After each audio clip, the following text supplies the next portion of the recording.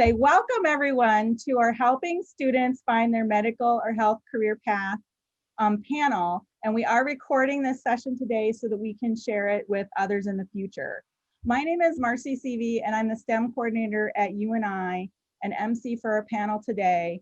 And I want to welcome everyone from Waterloo Schools to our panel today. I am especially excited that we're doing this partnership with Waterloo Schools because I'm a Waterloo alumni.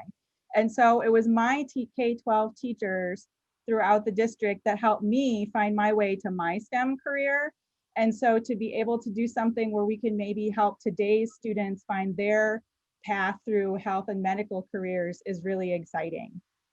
I'm going to paste again a link into the chat, but also we'll email this to you. We've created a website that goes along with the program today. It has a digital handout with the information about our panelists and the departments that are represented here today. It also has national resources on health careers, information about more programs that are at UNI than the ones that we have today, some stories about undergraduate students and their experiences, and other resources that we thought would be helpful for you at any time, or we'll pause too at different times so that you can ask questions if you have them.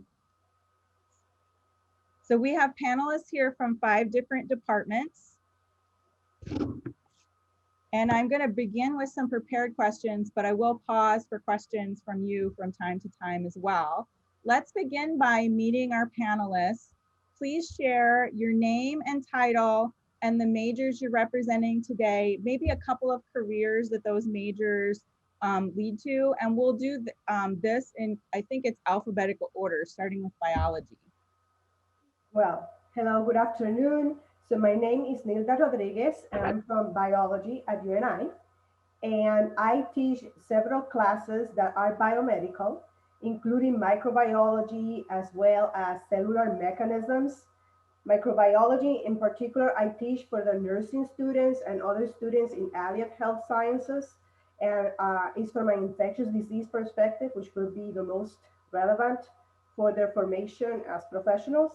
I also teach the cellular mechanisms for upper level biology majors, mostly students who are going to medical school, dentistry, and pharmacy, physician assistant, and that sort of career paths. And chemistry and biochemistry. Hi, good afternoon and welcome. My name is Shoshana Kuhn, and I'm an associate professor in chemistry and biochemistry. I teach mainly in the general chemistry sequence for students who are in science majors of all types. So mostly I teach the second semester general chemistry 2, which would be kind of a core course for most of the health professions that require some sort of professional school, such as medical, dental, pharmacy, physical therapy. All of those require at least 2 semesters of general chemistry, and some require beyond that. I'm trying to think what else I'm supposed to be talking about. I'm sorry, I lost my train of thought there. But yeah, the students in our department, about 1/3 of them are looking to go on to some sort of health professional school, medical, pharmacy, dental, vet, not so much PT. Seems to be students in other majors, but in our majors, it's mostly those types of professional programs that students are going on to. And Jill? Sorry. Hi, I'm Jill. I am a senior student here at UNI, and I am a biochemistry and biology with a biomedical emphasis double major, and I'm here for chemistry and biochemistry today. And health, recreation, and community services. Hello, I'm Susan Roberts-Dobie. I'm a professor in public health, and I teach the introductory level Intro to Public Health course, and also courses in public health theory and working in the community. And public health is different from some of the other majors that you'll hear here, because instead of talking about the health of individuals, public health focuses on the health of communities. And so we kind of see, instead of an individual patient, we see the entire community as our patient. And our students end up working in county health departments. Some of them end up in environmental science, doing things like food and restaurant inspections. And we have different tracks. Some of them work in fitness and nutrition, some of them in women's health or in youth programming, and some of them focusing in global health, doing work with refugees and immigrants, and also with disaster relief. And communication sciences and disorders.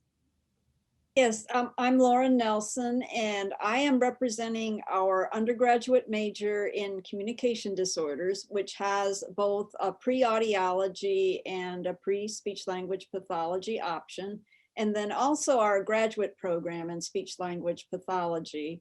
I think our profession is sometimes linked primarily to a school setting. And what Kelsey and I, our student, are going to emphasize today is our professions have a lot of flexibility. About almost 40% of the SLPs nationally are working in a different setting, like medical or maybe private practice or something like that. Yes, schools are the larger employer, about 60%. Of our own graduates, however, who graduate from our speech language pathology graduate program, we have about 50-50. About 50% of our school students go on in the schools, and about 50% go on in a medical setting. Okay, I'm Kelsey. I'm a first semester graduate student in speech language pathology, but I did go to UNI for my undergrad, and I was a major in communication sciences and disorders. And kinesiology. There we go. Hello, my name is Jacob Reed. I'm an assistant professor in the Department of Kinesiology. I teach primarily exercise physiology courses, 3000 level, including an applications course as well that a lot of our senior students will take before they graduate. In our field, it's primarily associated with the fitness realm, personal training, strength conditioning, that kind of thing. But we also have a lot of students that are involved in the physical therapy and occupational therapy realm as well. And I'm Maya Duso. I'm a junior here at UNI. I'm a movement and exercise science major, and I'm pre-physical therapy for that. And Hey, Marcy, Orlando didn't get a chance to introduce himself. Can we go back to Orlando? I wasn't sure which department you were with because you're new to our panel.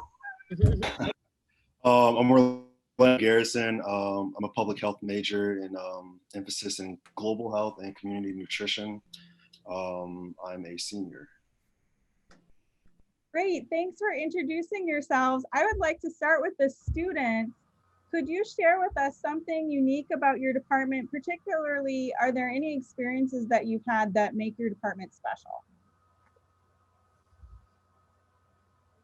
For communication sciences and disorders, we are actually able to be in the clinic as an undergrad and get our own client or with a co-clinician. We're also able to complete observation hours as an undergraduate, which I think is really unique to our program, being able to have your own client. And in addition to that, we also have the Roy Eblin Speech and Hearing Clinic right on campus, which is really cool because we can always do that. We also have the Scottish Rite Early Language Program, which is also on campus.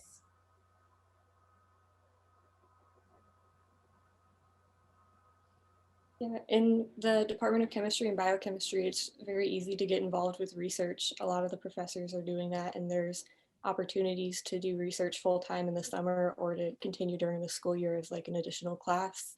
And then the department's also really good about bringing in speakers for Thursdays at like 4 p.m. from different professions. For the Department of Kinesiology, it's just like chemistry and biochemistry. It's really easy to get research opportunities with different professors. And then also we get the opportunity to do an internship before you graduate. And there's like a ton of different places you can do the internship, and they provide a lot of ideas for that and help you to find one that really suits like your interests and your passions. So that's something that's really cool about our department.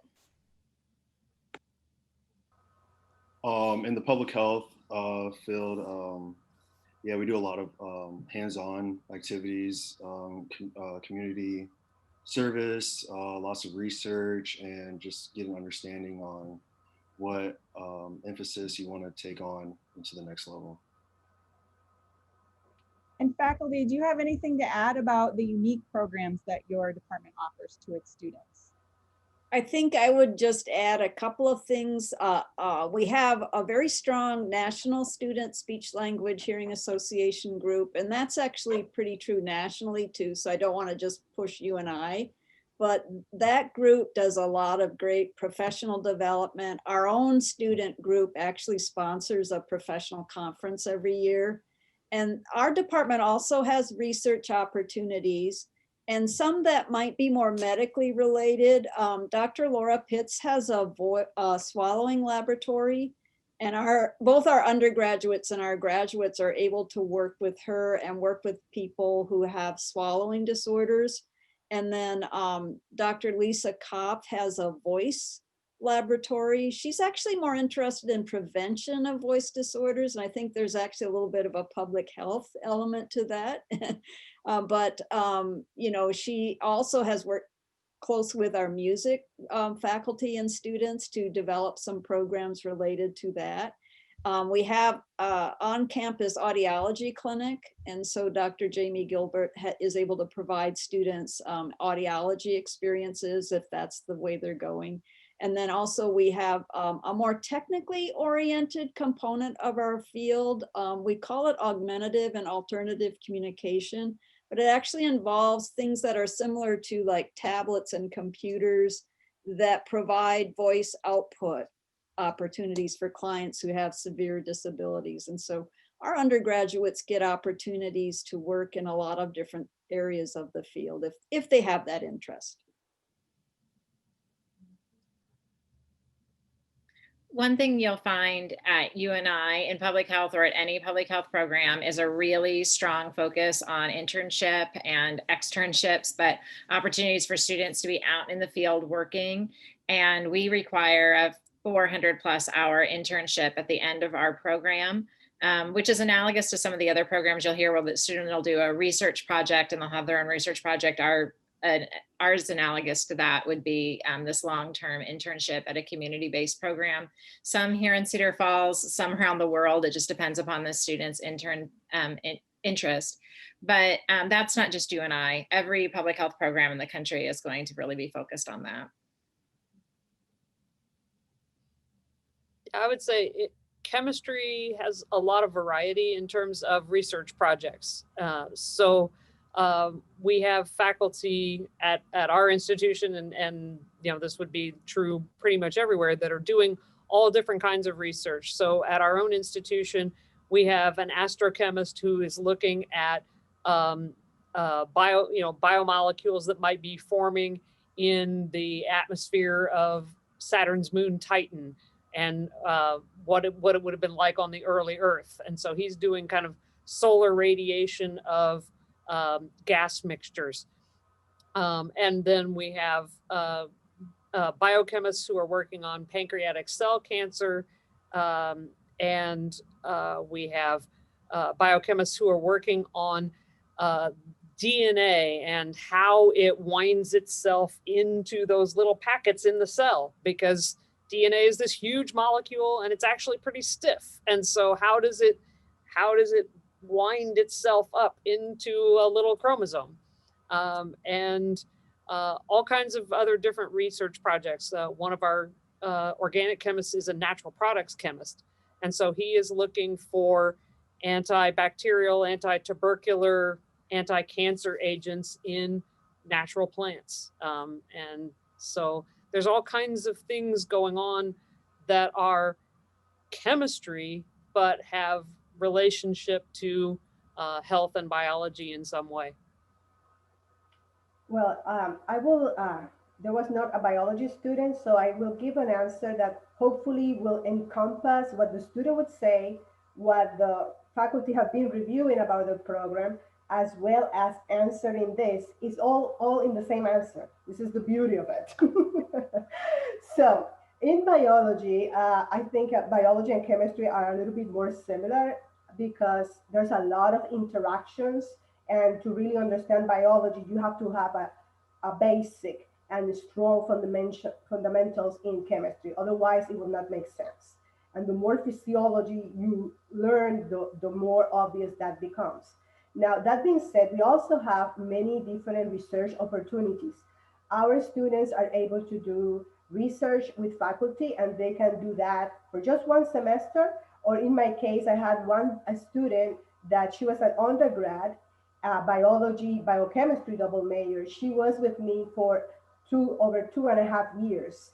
And we were able to do a lot of research. She was able to be an author in some of the papers that the lab produced. We have that. We have shadowing opportunities because in many healthcare schools, professional schools, they require so many hours of clinical observation. So that is something that students in biology, and I know that in other departments in UNI as well, they provide students with that very valuable opportunity. It is valuable twice because students get that prerequisite for their preferred school, but also it opens their eye to the reality of that setting. Because sometimes, and that now I tie to the question here, students, I would say they're broadly divided in three groups. There's the ones who they come to college, they know what they want to be when they grow up. Then there's the ones who end up doing something totally different that it never occurred to them. But I would say that most of the students come with an idea, although it's kind of vague, of what is that they like, because they've been with themselves their entire life. They have an idea of what they're good at and what they might be their weaknesses, so they kind of self-sort somehow. So I think that through these opportunities of doing the research, of doing the shadowing, the internships, and also taking the classes, that's an immense eye-opening for most students to really place themselves in what would be their path. And I would say that one of the advantages of health science or most sciences, but in biology is I would say very obvious or easy to see, is that that degree gives you kind of buys the student a little time, because in that 4 years, you end up with a degree, you end up with something in your hand, but gives them the opportunity to be exposed to many different sciences, not only biology, but chemistry, physics, and statistics. All those things are part of science and allows them to polish their inclinations of what would be a viable career path for them. Thank you. I'm going to piggyback on that because I think it's a very valid and really good point. And I think this is probably true for a lot of our departments, if not all of them. But you know, we get a lot of students that are just, they are varied. They don't know what they want to do, or they do know what they want to do. And what we try to do is to interact with those students early on as a freshman, even potentially as a sophomore, to say, okay, if this is truly your objective, here's these opportunities that you might want to take advantage of to be able to become exposed to it. If it is pre-PT, you got to have those observation hours, start doing them now. Here's places where you can go and look. And I think that's a big part of it, you know, and one of the true benefits of UNI is that, you know, our class sizes are smaller, we are more interactive with our students, and we really do legitimately care about our students and hearing where they're coming from and what they want to do and putting them in that best place. And so I'm not necessarily speaking about kinesiology only, but it's UNI. And so I think that that's something that, you know, we're all kind of alluding to here, is that we want to provide students, and we do provide students with the tools to get them to where they want to be. Thank you.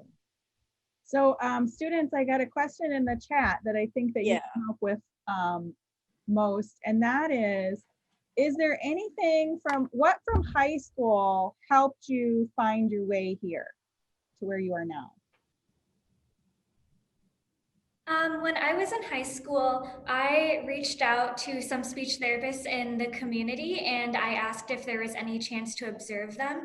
And I think that really helped me a lot.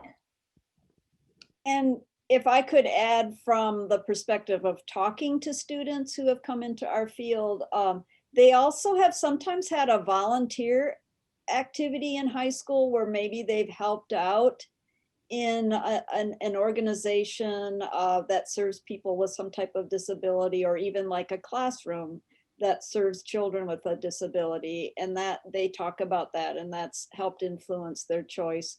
I'm also going to, because some of the observation opportunities are a little bit more limited now as far as the job shadowing, our professional organization has a specific website set up for students where they can view some video testimonies and things of that nature.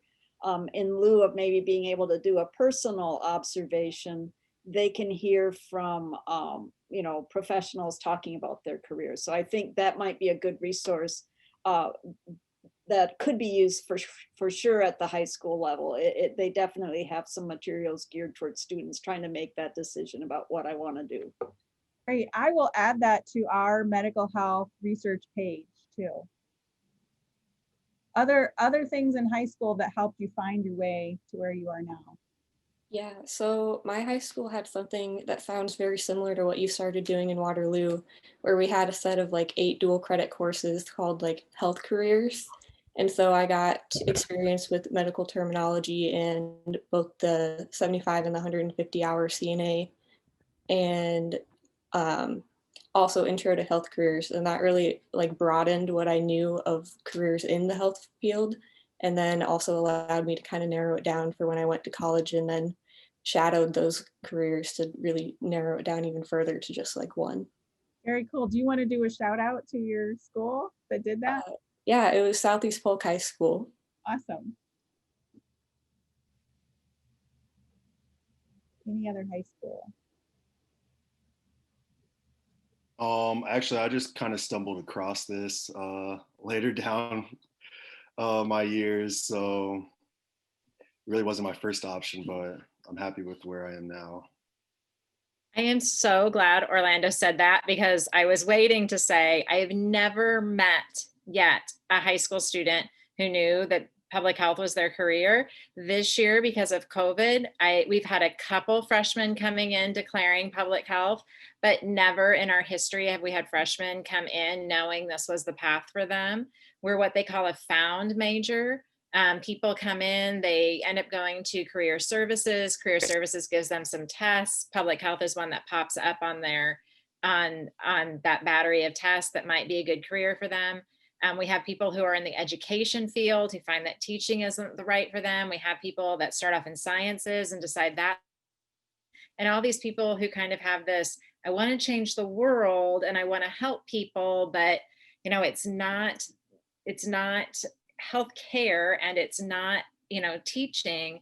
What is it? And we just figure we're not going to see people until they're sophomores or juniors. And then once they find us, a lot of times they're like, oh, public health, this is what I was looking for. So I don't know how to get into a high school to say this is a thing lots of people might be interested in, but we've not been something people find until they're sophomores or juniors.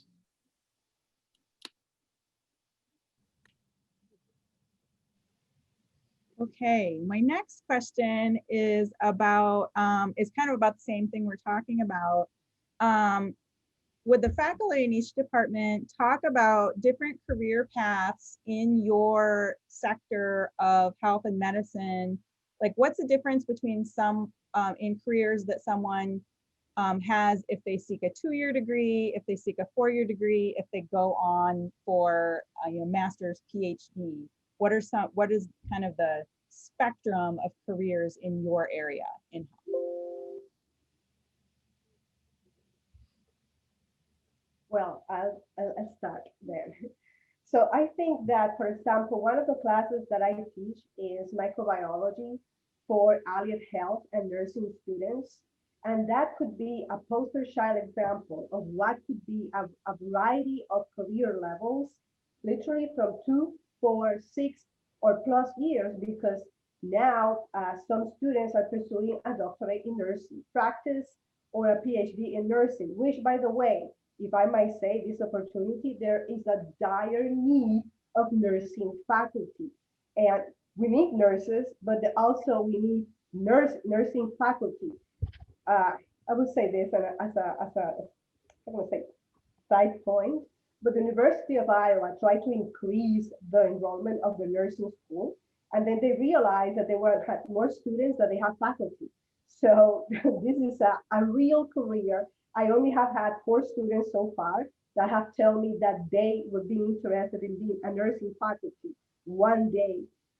So from doctorate to master's, that will be a nurse practitioner, to BSN, to a 2-year degrees. That would be nursing is one good example. And that's one of the few careers out there that has pretty much virtual placement when you graduate, because there's a dire need. They're even signing bonuses in many hospitals for nurses. A similar situation would be clinical lab technicians. Again, there's some certificates that people don't even need to go to college. Just one certificate, you do it after high school. Of course, there are 2 and 4 also year degrees, and all the way to PhDs and MDs, they can work in clinical labs. One of my former lab mates, when I was a postdoc, he did a postdoc, and his goal was to be the supervisor of a clinical lab. So all the way from the most basic to the supervisors, there's an entire range, all in the clinical labs. And as I said again, because I think it's important, especially for people who come from working families, first generation students, as I was. When you go to college, most of them go with, what can I do when I graduate from here? What are my job prospects? So clinical labs is another area that is pretty much a guaranteed placement. If you pass the license, you have to do well in school because there's such a dire need. A little bit over a year ago, I was in a career panel at the University of Iowa. They invited some alumni and they invited me. And one of the panelists in there was the supervisor of the clinical lab at the University of Iowa Hospitals and Clinics. And one of the things that he said is that they were having 10 positions in the lab that they could not fill because there were not people applying, because people didn't even know about that. They were not even applying. So they were people like trying to rotate to cover the shifts, but there's such a dire need. And he said that the positions range all the way from certificate after high school, all the way to PhD. So that would be another great example of a career level that students can try and see what level best fits their need and is in high demand and highly needed, well-paid, secure jobs. In communication sciences and disorders, the majority of our students, and that means like 90% and above, are actually going to go on for their master's degree and do speech language pathology, or go on for the audiology doctorate and do that. However, there are some other career options, and I will just mention, you mentioned that your students' opportunity to have the CNA license, and that is something we've seen in our students who come into our program. They actually have had that and worked in maybe a skilled nursing facility or something like that. And that is really a valuable experience. But at the 4-year level, there is a national certification to be a speech language pathology assistant. And whether you can work as an assistant varies from state to state. Iowa is a state that does not have formal speech language pathology assistant licensing, although there are people employed in similar types of work. But several states across the nation actually have formal licensing, like Illinois is such a state, Arizona, and some of the Western states have SLPA type licenses. And that is something you can do as a 4-year degree.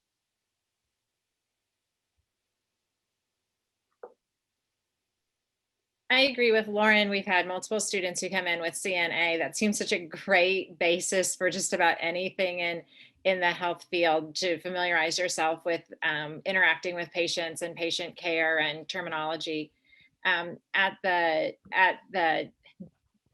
entry level in public health, right now, the county health department is hiring contact tracers, and that's no, just a high school degree is required for that. They'll do the additional training, no college required at all. And so there are some entry level things in public health that people do. There are other things you'll often see in county health departments, things that don't require any college, that are specifically working, especially with immigrant populations.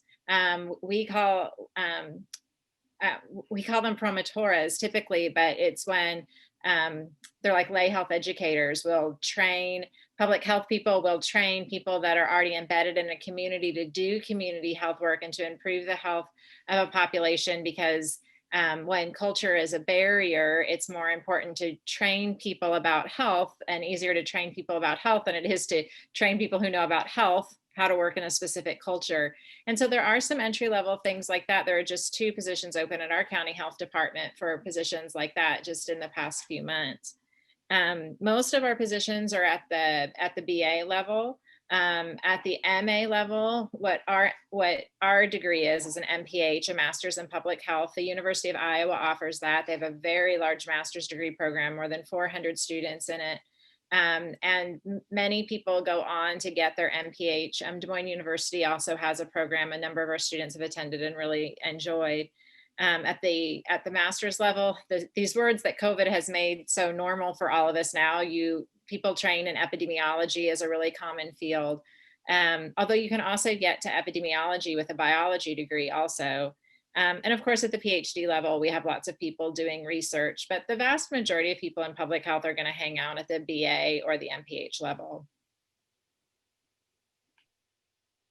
In exercise science, we're generally just known as the personal trainer major. I mean, that's probably the easiest way to associate us, even though we are much more than that. Like I've said, we do have a lot of students, and just in physical therapy in general, movement exercise science is the most common major for those that are going beyond. But then again, that's additional schooling following a bachelor's degree. Same with occupational therapy. We get some students in that realm as well. From the fitness standpoint, I guess I should say that's probably what we're more known for, is the fitness area. But it kind of does encompass personal training, which is something that students can just attain a certification, not necessarily with higher education. There are some certifications are valued more highly than others. Generally speaking, those that are valued more highly are the ones that are attained following the culmination of a 4-year degree. It can be in strength conditioning as a very common one, but that career field more and more is you're going to have a master's degree to be competitive anyway in the job market. Additionally, you'll see a lot of sport coaches as well that are coming from our major. Sports and nutrition is a place where where you can start. We don't offer anything from a master's level in sports nutrition, but it is a place where some people do start in that field. Otherwise, though, at least from UNI's perspective, that's kind of the majority of the students that we're getting. And we don't even get that many that are interested in nutrition. But we do have some sports psychology as well that is offered specifically with the coaching perspective in mind. Something that we emphasize on is helping develop practitioners from kind of that holistic approach.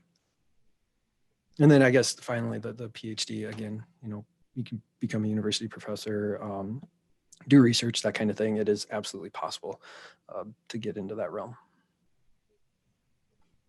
So in chemistry, I don't know of a 2-year degree in chemistry. We have a number of students who are doing a chemistry minor, and occasionally those students will go and get a job, for instance, in an environmental testing lab or something like that with their chemistry skills by that. I think from high school, it would be more like being an operator in a chemical plant, that not doing the chemistry, but actually, monitoring the reaction vessels and making sure that things are going well and noticing when things aren't going well and notifying the chemists and that sort of thing. So by and large, our students get jobs at the bachelor's level. So I mentioned about a third of them are going on to professional school. About another third of them are going directly into jobs, whether that would be in an actual, chemical plant, or, ethanol, of course, is an industry now that hires a fair number of chemists, or places like Pfizer, Lilly, the pharmaceutical areas, and Cambrex up in Charles City hire bachelor's chemists to do the sort of day-to-day lab work, quality control, or manufacturing research type applications. And then another third of ours either go to teaching or they go on for a PhD. And so what I want to put a bee in your all ear is to let students know that at least in the physical sciences, they don't have to get a master's before they go to a PhD program. They can go directly from bachelor's to PhD program. And in a PhD program, they get paid. So they don't have to go further into debt to go to graduate school. And that's something that I find that students don't know very much. So that's kind of an important aspect. If you have a student who's really talented in the sciences and loves science for science's sake, they might want to go on to a PhD. And with a PhD, they can be in charge of their research projects at a company, or they can be, a faculty member, or they can be working in a national lab on, and sort of be the project director, in a project in a national lab or something like that. So there's all kinds of things that students can do at different levels of chemistry. But that's, and biochemistry is sort of the same way. There is a company in Iowa City, it used to be called IDT, Integrated DNA Technologies. I think it probably still is, that a number of our alums have worked at, where it's more of a biotech kind of company down there. So I'm going to pause for a minute and see if we have any questions from our participants.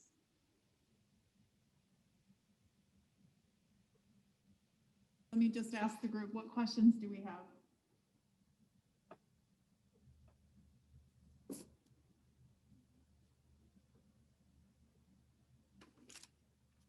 I had some questions I wrote down that are more relevant to us, but I don't know. Like, for example, when I really found it fascinating to hear the biology and chemistry, I had a question for our people. Do our biology teachers and our chemistry teachers speak to our medical instructors? Because when you said 1/3 of your biochemistry majors go into medicine, I don't know that do our people talk to each other? Our teachers who teach biology, do they connect out here at all? Not really. Okay, so we may be missing an opportunity to counsel in that area. What else? I can't be the only one who has questions about this.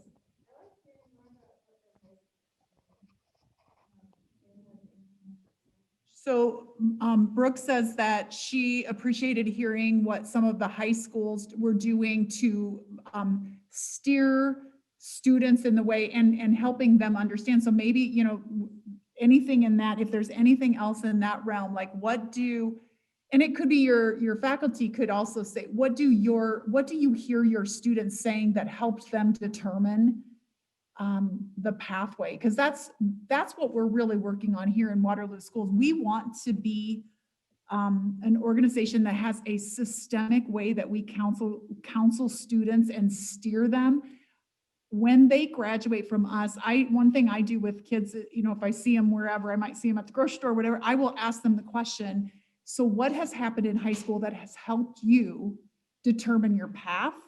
And if they say nothing, then I know we're not done. And sometimes they'll say, well, you know, like you guys, I took a class or I job shadowed or my uncle does something. But we want to get it right. And we know it goes beyond just our counselors. They happen to be the people that are here today, but they can't do it all. And so that's kind of what we're listening for. So it sounds like anything else, any insight that you have in that realm would be Yeah. appreciated. So advice for things that that high school counselors and middle school counselors can give, or maybe misconceptions. I can actually share a misconception.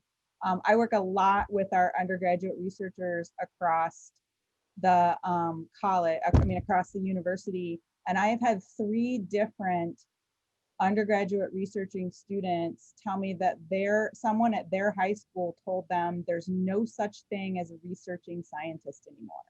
They should be engineer. All 3, and they were from 3 different districts, not Waterloo, but 3 different districts, and they were counseled to think about engineering because there is no job research scientist. And that is, you know, and they were 3 students who happened to get here and then discover that, yes, they could be a researching scientist. I know one of them is at the University of Ohio right now, working on her PhD. So they weren't deterred, but there were probably other students who were deterred. So this idea of like what you can and what you can't do maybe is one thing. From our panel, what are there things that that students have found really helpful in helping them find their way, and or things that maybe have slowed them down in finding their way? I think one thing someone earlier had mentioned, the idea of the vague notion of what they want to do. And many, many times I hear as sort of a starting point for our students, I'm interested in this because I want to help people. And so any career, I think, in healthcare, if you hear that from a student that you are counseling with, it's very beneficial then to start helping them explore, you know, healthcare and any of the careers we're talking about today. The other thing I wanted, you know, to mention is, you know, the background in the sciences, getting them started with some basic like chemistry, biology. We ask for statistics and something, you know, like a psychology class or something like that. Those are going to be great starting points for them if they can get even, you know, I'm not sure what your opportunities are, but I'm sure you have some opportunities for them to take college level courses or dual listed courses. That can be a starting point for any of our careers. I wish more college students had an opinion that it's okay to change your major.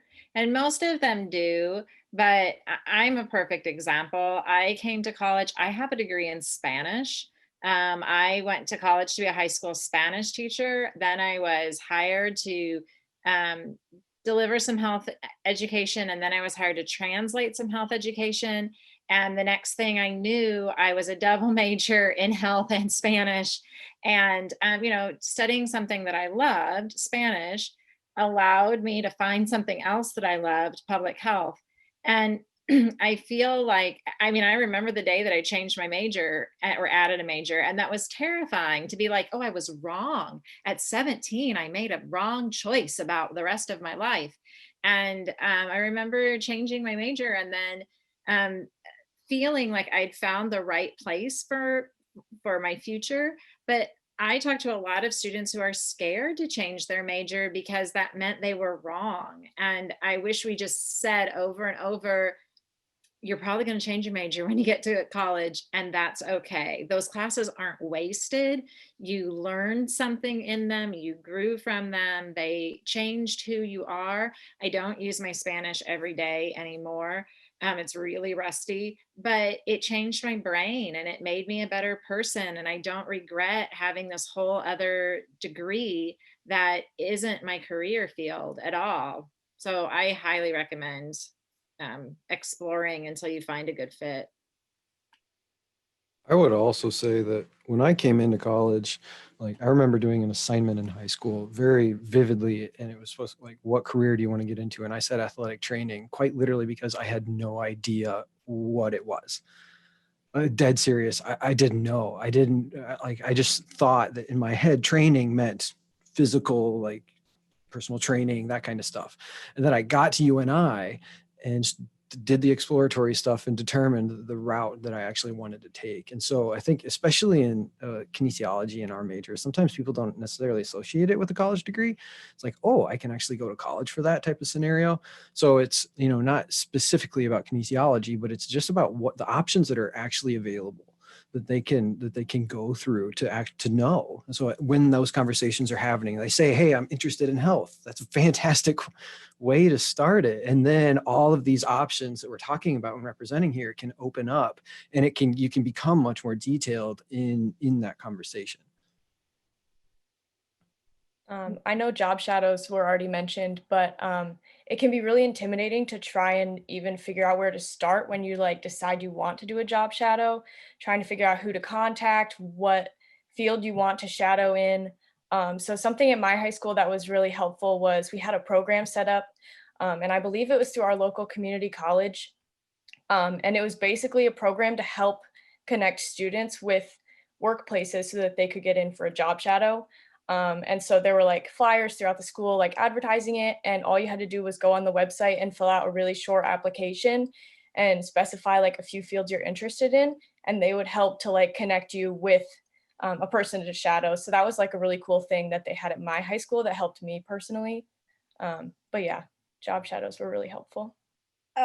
Another piece of advice, you know, as you're working with your students who are near graduation and perhaps they are not fully decided on a career pathway, we advise our students to sample a few introductory level courses across more than one major. Those classes do not go to waste because all of our students need some elective courses to graduate, and they get exposure to the professions they would be working with in the future. So many of us have work environments where you're working across different disciplines, you know, OT, PT, speech language pathology, we all work together. And so nursing, you know, everyone is going to eventually be working together, and having some of those intro level classes will be a good preparation for that. So, you know, if they're a little undecided, but you kind of know the direction they're going in, just encourage them to sample some things.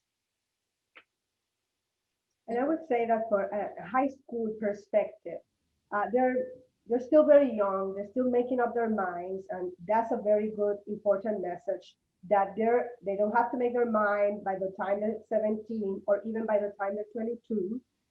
They can always modify their choices. But there are different students with different perspectives. And the way that I see it, and I still see that even with my biology senior students, students go to health science careers because of different things. Some of them because they really love the science per se.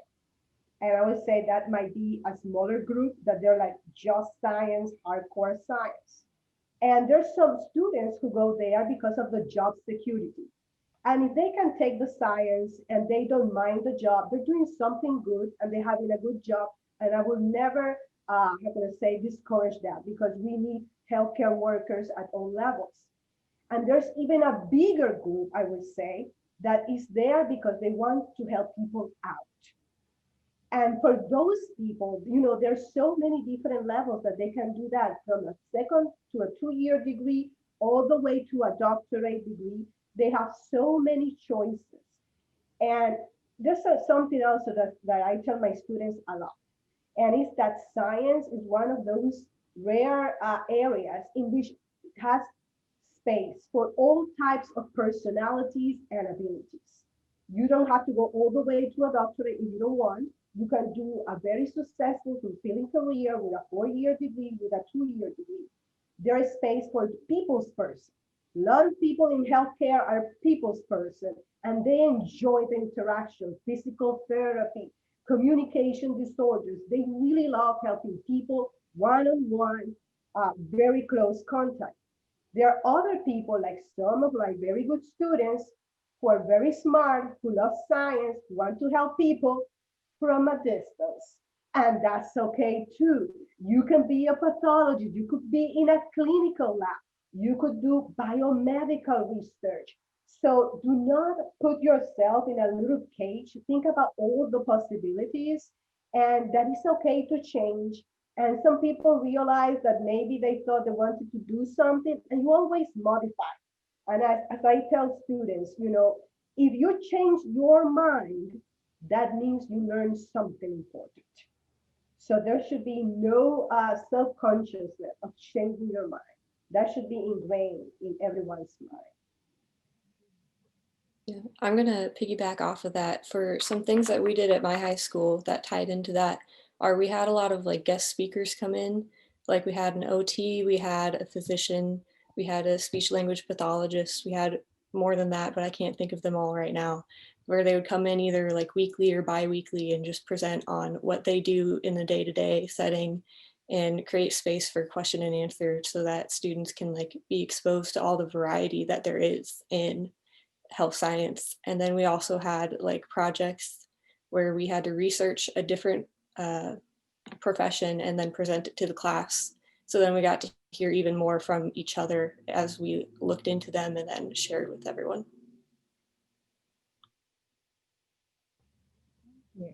I guess if I had one piece of advice for counselors who are helping students schedule and decide what to take, don't let them stop taking math.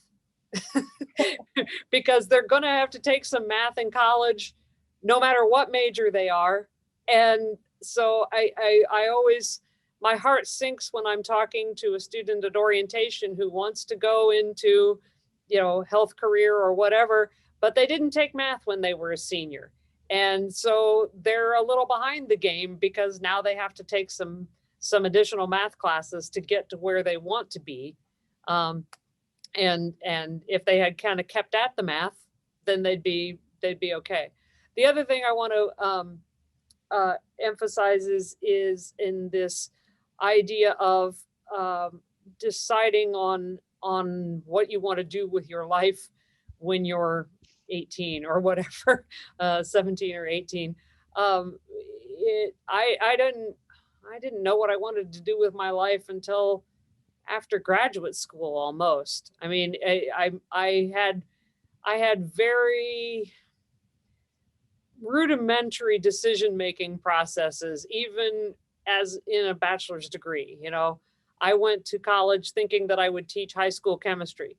And about 2 years in, I discovered that I hadn't taken a single education course yet, and it wasn't going to work in 4 years. And I was like, it's okay, I'll just teach college. And that's what I ended up doing. But along the way, I had other ideas about, well, maybe I'll just do research for, a national lab or whatever. So even if they're not changing their mind about their field, they certainly might be changing their mind about what they want to do in that field as time goes on. And so like Nilda said and Susan said, it's okay to change your major. It's perfectly fine.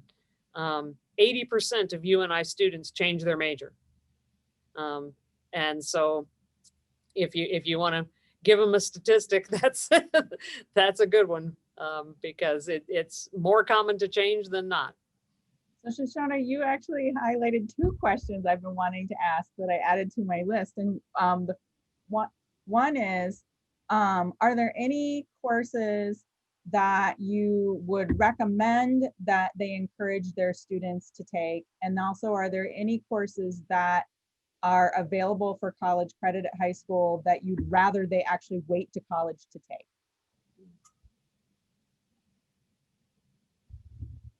I'll let math, and we I'll let somebody else do that. I think every student could benefit from taking a statistics course.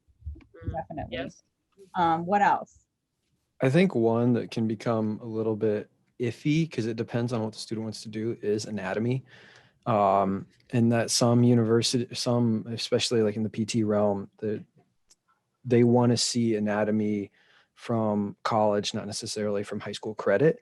So they might take it in high school and then take it again in college, which isn't inherently bad, but it is a double dip where that might warrant just further conversation of, okay, if you really want to do this, it's likely that you're going to have to take it again. Like in our major, we have anatomy of human movement is a core course. And I think we have some transfer currently. I don't know, things have changed recently from community colleges, but that's not always the case.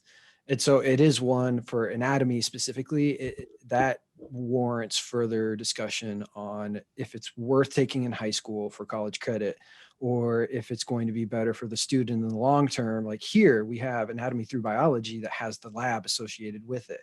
You know, even we have a gross anatomy cadaver lab as well. And so you get lots of opportunity for it. And yes, repetition is fantastic for education, but is it worth it at that time? That would be one that I would say just warrants further discussion with the student. Kind of with that, my high school offered a lot of dual credit and AP course opportunities. And some of them you do have to repeat in college, and it was kind of nice having that base coming in, but it is a personal choice if you really want to do that and have to repeat.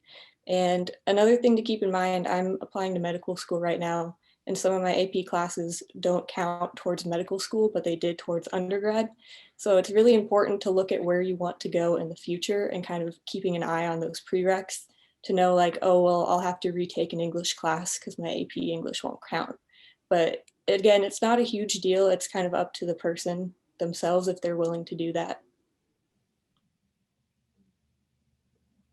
Oh, I know what else I wanted to say about, especially the professional schools. Okay, so I'm talking about medical, dental, pharmacy, physical therapy, whatever. Any of those graduate programs that are professional programs, they don't specify an undergraduate major that a student has to have. So you can be any major and go to medical school. You have to take certain prerequisite courses, and most of them are science. And so people usually are science majors because it's efficient. But if a student has a passion in another area, but wants to go to health, medical school or chiropractic or whatever else, right? None of those schools require a specific undergraduate major. And so encourage them to follow what they love and do the requirements for what they eventually want to do. But if they are, into creative writing or something, encourage them to be a creative writing major and then take the science and the math and the, whatever that they need to do to go on in health professions. But like I said, most students who do are in the sciences because it's efficient. They have to take so many of these anyway, might as well major in it. But it's not at all a requirement. And I think a lot of these professional schools are looking for diversity in academic background. They love to see a psychology major going into medical school, or an English major going into medical school, or whatever. One of my students who did research with me was a professional musician. He was a trumpeter in Jazz Band 1, and he has his own recording, and he's recorded with some other groups, and was a biochemistry major and went to dental school at University of Iowa.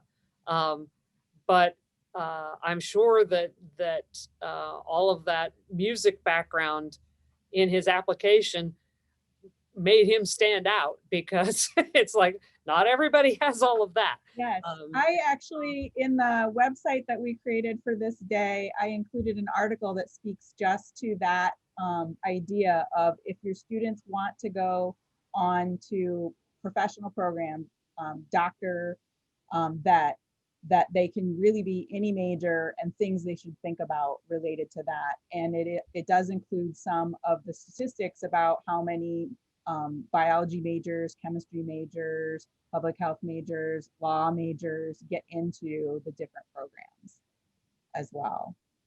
I wanted to speak a little bit about the fact that it's not so much classes, but when a student is looking at a career that will involve like going on to a professional school or going on to a graduate program, all of those programs have somewhat rigorous entry requirements. And so any experiences students develop early on that help them to be very good learners, that help them to manage a busy schedule so that maybe they can work while going to school while also doing well in their classes, and maybe even have some student group and service involvement. Those are the things that are going to help them stand out for those more advanced types of programs. And, you know, if you're working with a high ability student, hopefully they do have aspirations that are very high as well. And those skills are going to take them a lot further than a specific class content.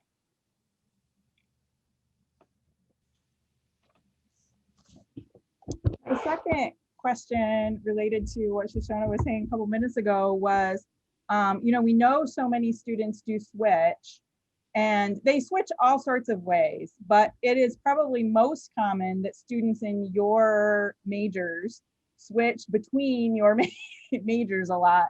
How hard is it to move between these different programs in, say, your, you know, second half of your sophomore year or something? Are you going to lose an entire year and a half, 2 years of schooling, or you know, how easy is it to switch?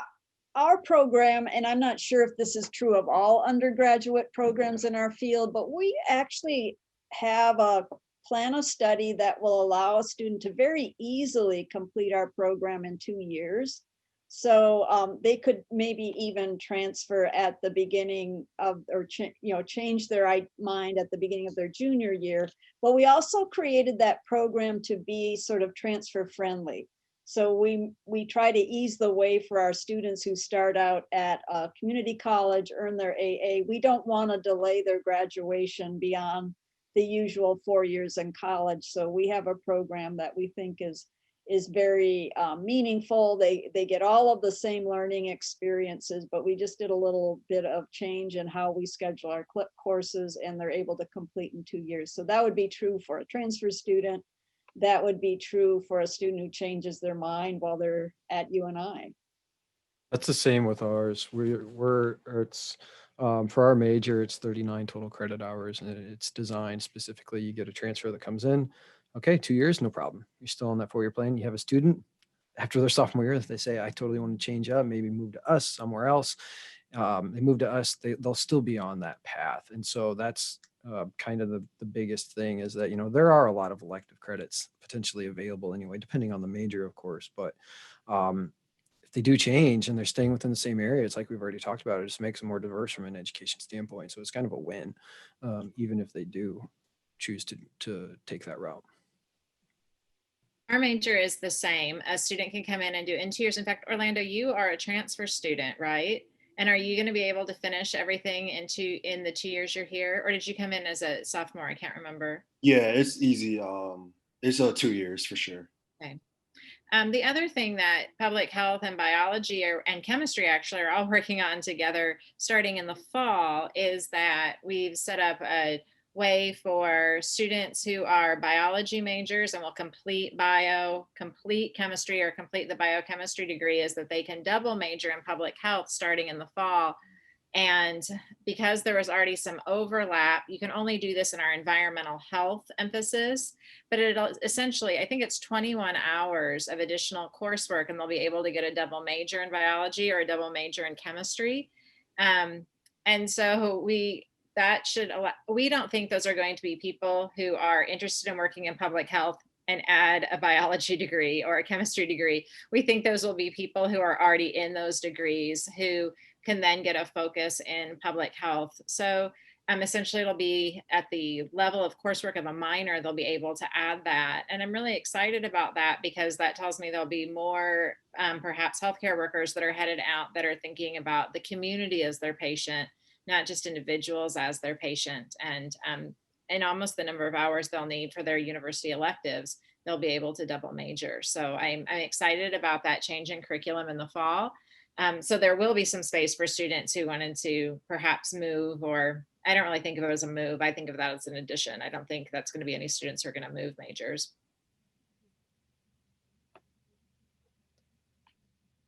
Well, Jill is double majoring in biochemistry and biology, and that's actually a very easy double major to do. There's a lot of overlap between those two degrees, mainly in the chemistry and some of the introductory biology requirements. And so that one's quite doable. Chemistry as a found major is not as common, I would say. We often get some people who declare a chemistry major in their sophomore year, but that was after they went through general chemistry 1 and 2 in their freshman year. Our shortest degree still requires 3 years of chemistry because our courses are sequential. You need the content from semester 1 to succeed in semester 2, and then in semester 2 to succeed in semester 3, and so forth and so on. So a student who comes in as a transfer who has not had any chemistry, 3 years is what they're going to have to do. If they've had at least their general chemistry courses, the freshman chemistry sequence, then they can do it in 2 years after transferring here. So we're a little more locked in terms of our course sequence than some other majors are.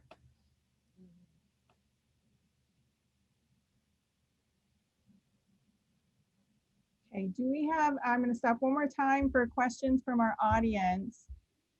And then I'm going to ask our students where they're going to go from here after they graduate. But do we have another question from our audience? Let me check. Or do we have a question of our panelists for our audience? Guess I'll open that up too. I would like to know if we wanted to share more with counselors about careers. I mean, I think students already know sometimes when they want to go into the sciences, but in things like public health, if you had suggestions about how we could give information to school counselors, I would be interested in hearing about that. Okay, we've got a response. Can you hear her, or does she need to come up here? I think she needs to come up. Can you come up here? Or be repeated. She's coming up, hang on.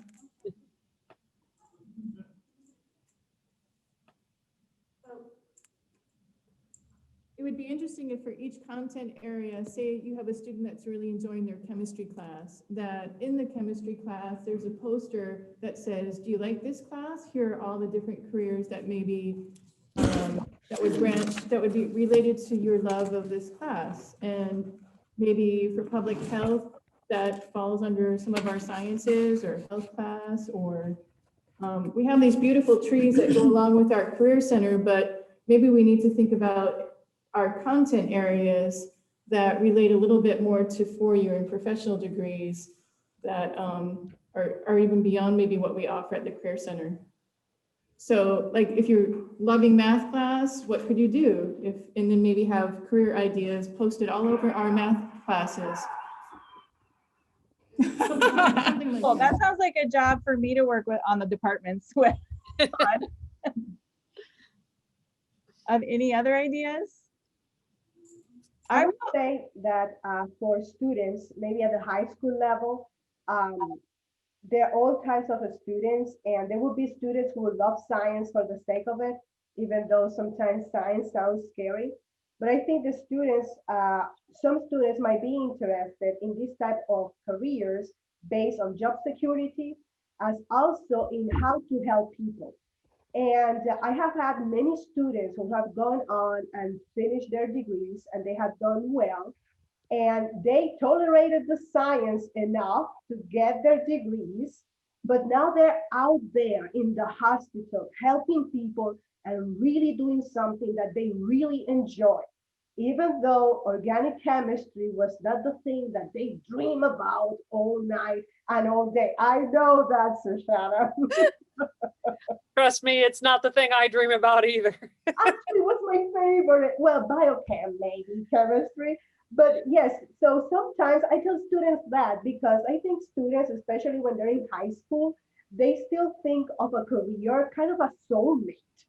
And I think that, yes, it's great. If you find your career soulmate, awesome for you. But sometimes, as I said to my students, sometimes your passion will be something else that is not your day job.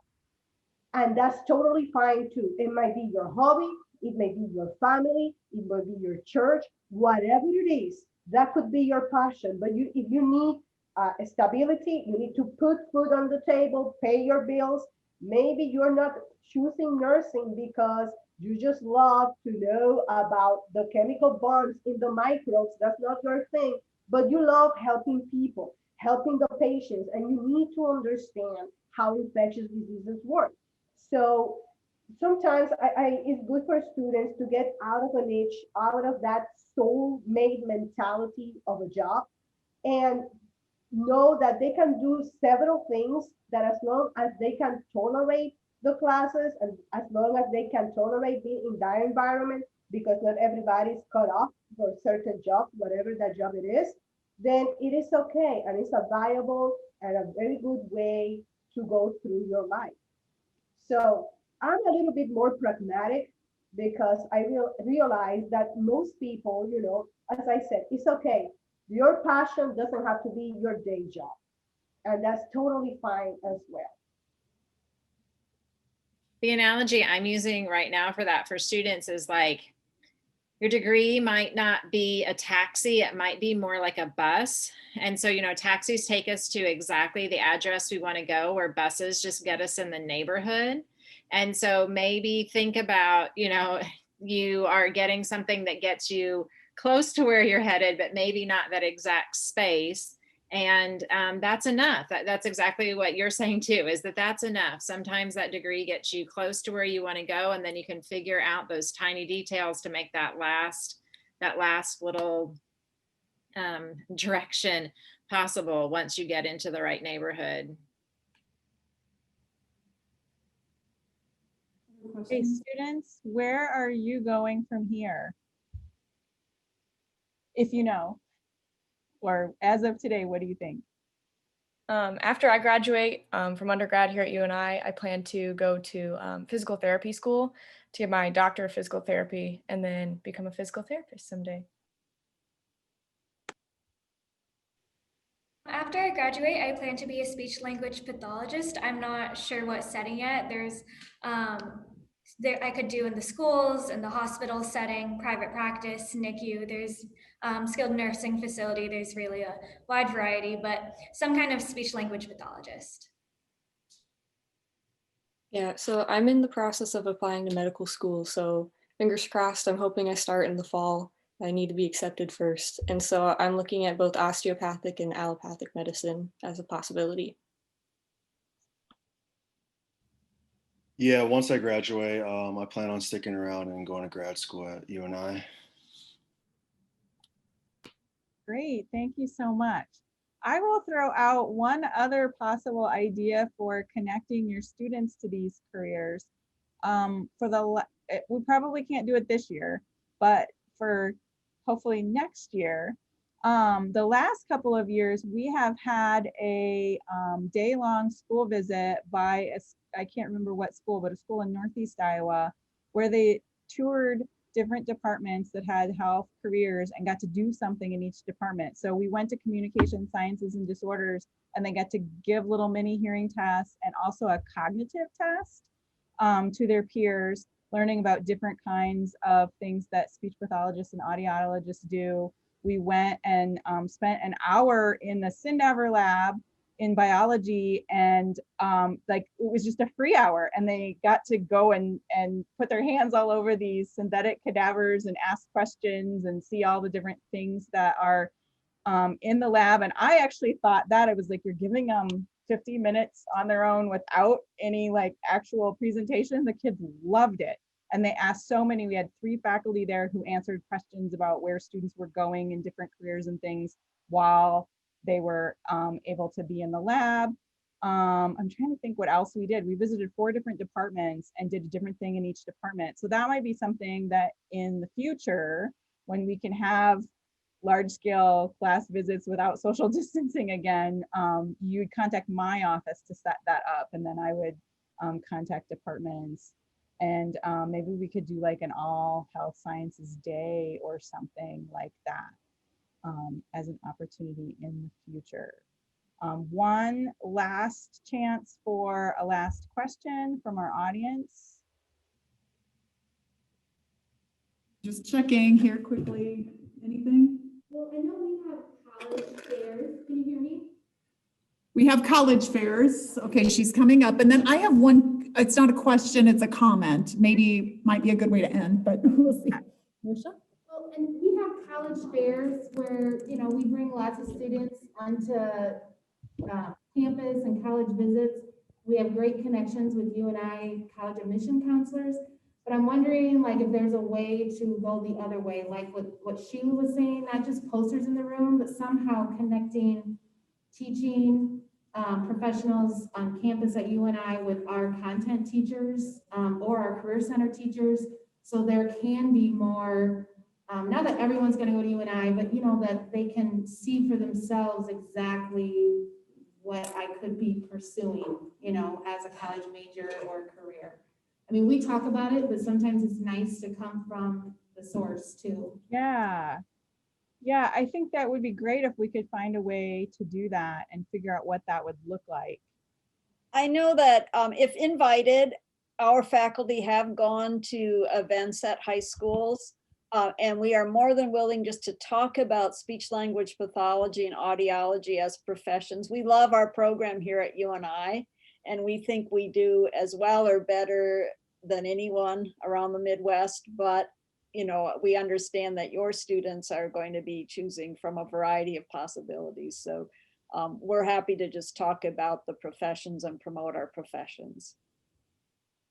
We've done that connecting, I'm sorry, connecting to some of the Hawkeye classes specifically that have students that would be interested maybe in coming to UNI as a next step. And so I think that's a very similar ask, is the kinds, you know, what people who are interested in X class might be interested in X major. I think that's a very similar thing to what we're doing in the Hawkeye outreach right now. So I think there are many faculty who would be more than willing to do that kind of outreach with you guys too. Yeah. We have sometimes encouraged our students who are from, you know, the area, the broad area of, you know, where UNI students come from, to reach back to their high schools and see if we can arrange a visit of the student back to their old classroom, you know, in chemistry, in my case, and a faculty member will go with them and do some fun demos and talk about you know, chemistry as a profession or whatever. And in this case, you know, could talk about the wide variety of things that students go on and do with a chemistry degree. I have a story for you. One of our alums is actually working with the FDA, and she's one of the people who approves those bizarro drug names, you know, adalimumab or whatever, you know, they are designed not to make any sense, just so you know. Only the last syllable makes any sense at all and means anything. So the whole point of those is that they don't mean anything. So.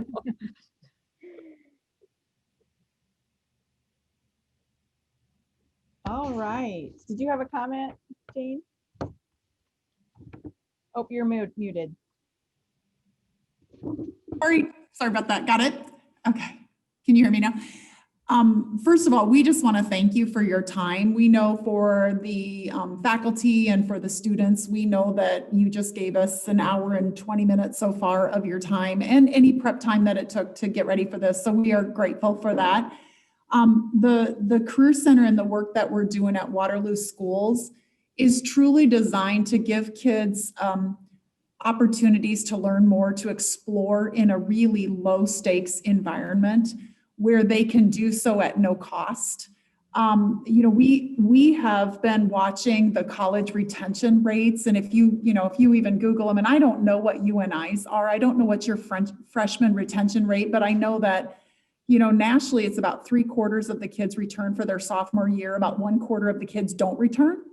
And we also know that, you know, about half of the kids graduate in 6 years and half of the kids do not. So if they walk into a college campus, they may not, half of them won't graduate in 6 years. And so our whole premise is trying to have students try out a variety of things. So while we really appreciated your comment saying they may not know exactly what they want to do, but at least they may have a concept of, hey, I want to go into the health careers, and then they can shop around, you know, later on. And so that's really by design what we're trying to do, is let them try, because right now we have 18 pathways up and running, so they could try.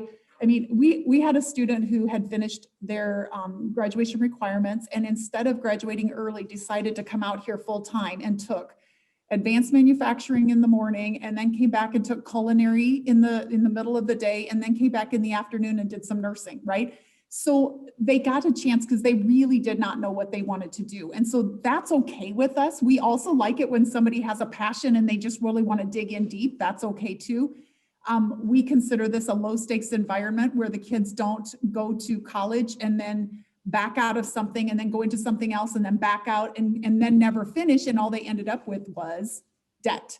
And so, you know, that's really what we're trying to do, is to send students on to having, you know, even at least things they've ruled out, right? Even if they don't know what they want to do, even things that they've ruled out. So that's kind of the whole premise behind the Career Center. We have growing enrollment. This year is not a good example because we have kids who it's been very difficult this year, but this whole piece, what you just presented, is one of the pieces of our puzzle. Like, where can kids go? What can they do if they start in some of the pathways here and they decide to continue on in that? And you might get kids who did advanced manufacturing and then they come to UNI for chemistry. Okay, we didn't see that coming, but great, you know, great.